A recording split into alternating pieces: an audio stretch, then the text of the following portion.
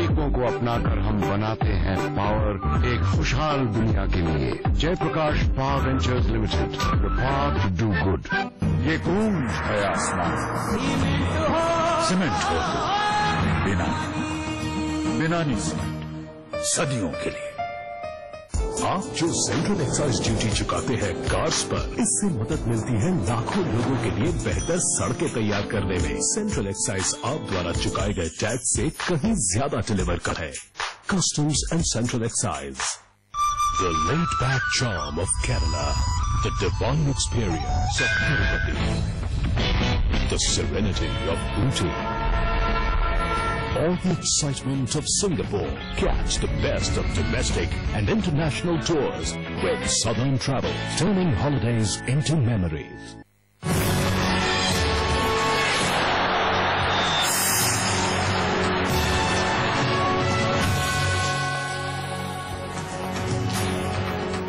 CNBC आवाज पर बातचीत हो रही है बजट के पहले की बजट के सामने इस बार बड़ी चुनौतियां क्या हैं, और सबसे बड़ा मुद्दा जो सामने आ रहा है फिस्कल डेफिसिट का, उसकी बुनियाद है ऑयल का हमारा बढ़ता हुआ बिल।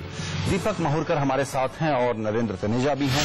दीपक, आपसे ये समझना चाहेंगे कि जो हमारी जरूरत बढ़ रही है, जो हमारा बिल बढ़ रहा है, उसको देखते हुए हम प्रिपेयर्ड हैं क्या कि कोई और बड़ा इंटरनेशनल ऑयल शॉक आ जाए तो उसको हम झेल पाएं और हम अपने फिस्कल प्रूडेंस को कायम रख सकें?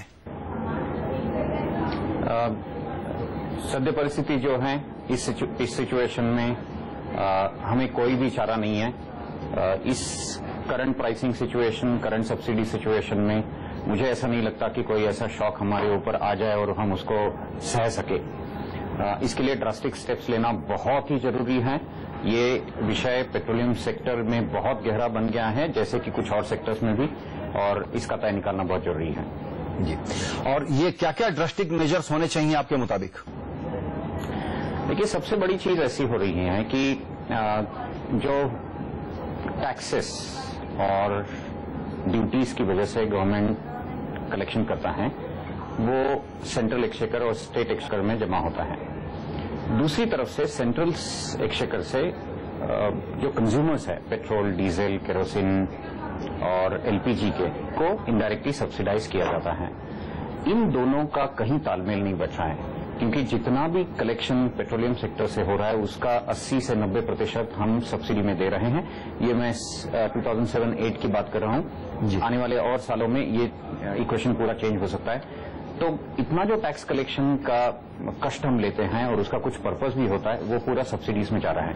एक ही चीज इसमें बहुत महत्वपूर्ण है कि किसी भी जगह पे पेट्रोलियम प्राइसेस जो कंज्यूमर्स कंज्यूम करता है वहां बढ़ाने की बात की जाती है, तब कंज्यूमर का नाम लिया जाता है कि कंज्यूमर इसको बेयर न कर पाए। मगर कुछ सर्वेज में ऐसा दिखाया गया है कि कंज्यूमर अवेयरनेस इस चीज की तरफ बहुत कम है। लोगों को ये भी पता नहीं है कि उनके सस्ते पेट्रोलियम प्रोडक्ट्स की खरीदने की वजह से कहां और उसका इल इफेक्ट हो रहा है।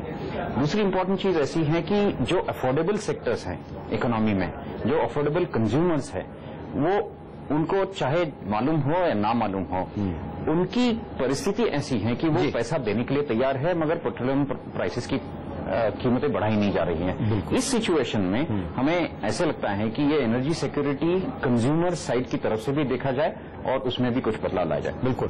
तनेजा साहब, आपसे भी यही सवाल मैं समझना चाहूंगा कि कंज्यूमर के नाम पर, गरीब की हिफाजत के नाम पर सब्सिडी का जो एक कुतर्क जिस तरीके से थोपा जा रहा है, इसको बंद करने का कोई आपको मूड, इसका कोई इंटेंशन इस बजट में दिखता है? जब हम बात कर रहे हैं कि डीजल के दाम कम से कम 4-5 रुपए जरूर बढ़ा दो, अपनी नीयत तो दिखा दो कि कुछ करने वाले हो, आपको कुछ उम्मीद है कि सिग्निफिकेंट कदम उठाए जाएंगे सब्सिडी को कंट्रोल करने के लिए? मुझे लगता है कि देखिए, अब सरकार को समझ में आ गया ईरान को लेके जो तनाव बना हुआ है, तेल की कीमतें कभी भी जो है $150 जा सकती हैं। दूसरी बात यह है कि मुझे लगता है कि बजट के अंदर डीजल की कीमत, या तो बजट से पहले या बजट के थोड़ी बाद, डीजल की कीमत कम से कम 4 से 5 रुपए प्रति लीटर बढ़ानी पड़ेगी। मुझे लगता है इनके पास विकल्प नहीं है। हमारे यहाँ सुधार तभी आते हैं जब तीना फैक्टर प्ले में आता है, मतलब देयर इज नो अल्टरनेटिव।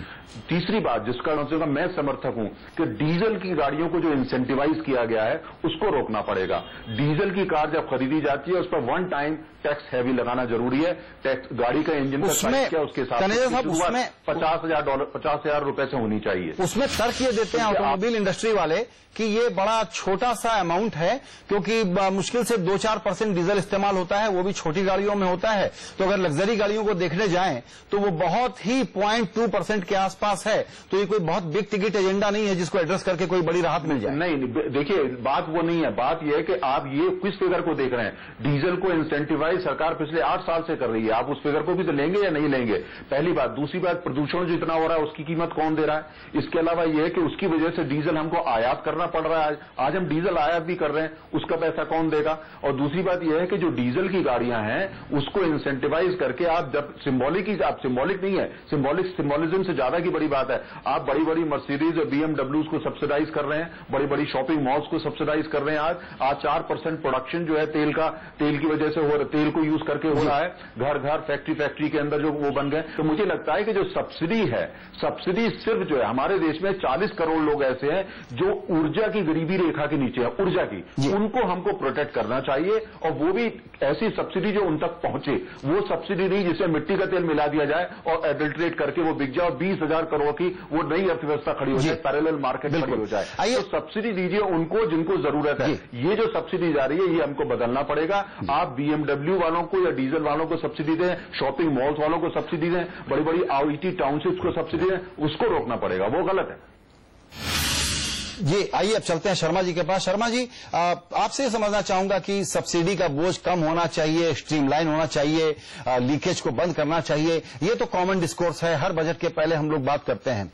लेकिन आप ये बताएं कि इस वक्त जो गंभीर परिस्थिति है एनर्जी सिक्योरिटी को लेकर के, उसको एड्रेस करने के लिए सरकार की जो एक समझ और एक मंशा होनी चाहिए, वो दिखती है क्या जब आपके सामने ये देखते हो आप कि ओबामा आपको आज ये बता रहे हैं कि 3 साल में अब उनकी विदेशी तेल पर डिपेंडेंस जो है कम हो गई है और कंजम्पशन भी वो कम होता हुआ दिखा रहे हैं, दाम को भी कंट्रोल कर पा रहे हैं। हमारे पास ये पूरा जो सोल्यूशन है ये लागू होता हुआ नहीं दिखता। आपकी प्रायोरिटीज क्या होंगी? देखिए, मंशा तो बड़ी साफ तौर पे नजर आती, पर इसमें मंशा के ऊपर कोई काम नहीं हो रहा है। अभी हर कोई जितने गवर्नमेंट ऑफिशियल्स हैं, ब्यूरोक्रेट्स हैं, जो मिनिस्टर्स हैं, सभी समझते हैं कि एनर्जी सिक्योरिटी एक बहुत ही जरूरी, बहुत ही असल का मुद्दा है, पर उसके ऊपर काम होना भी चाहिए। पर असल में कोई काम नहीं हो रहा है।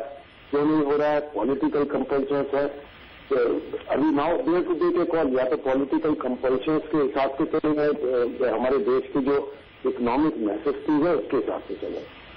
पर अभी कुछ नहीं होने की वजह से जो है हालात और भी खराब होते जा रहे हैं। जी, आप ये उम्मीद करते हैं, आपकी उम्मीद क्या है दरअसल कि जो बिग टिकट एजेंडा बाकी हैं उनमें दिखाने के लिए कुछ को तो एड्रेस करेगी सरकार।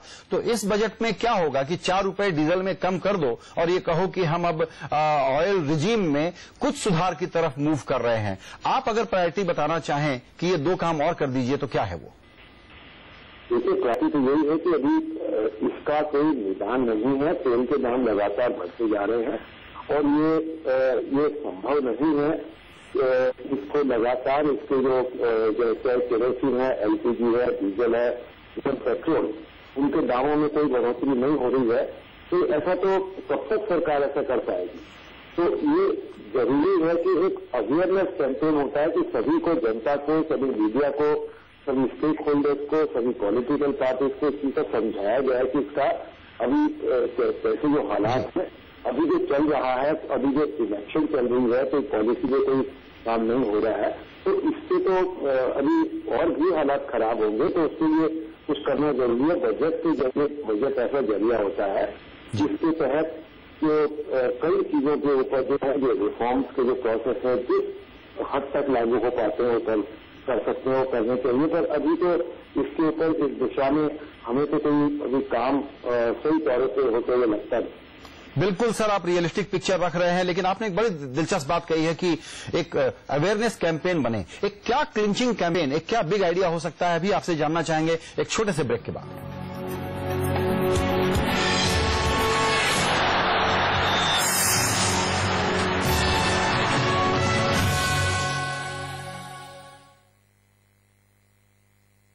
कश्मीर से कन्याकुमारी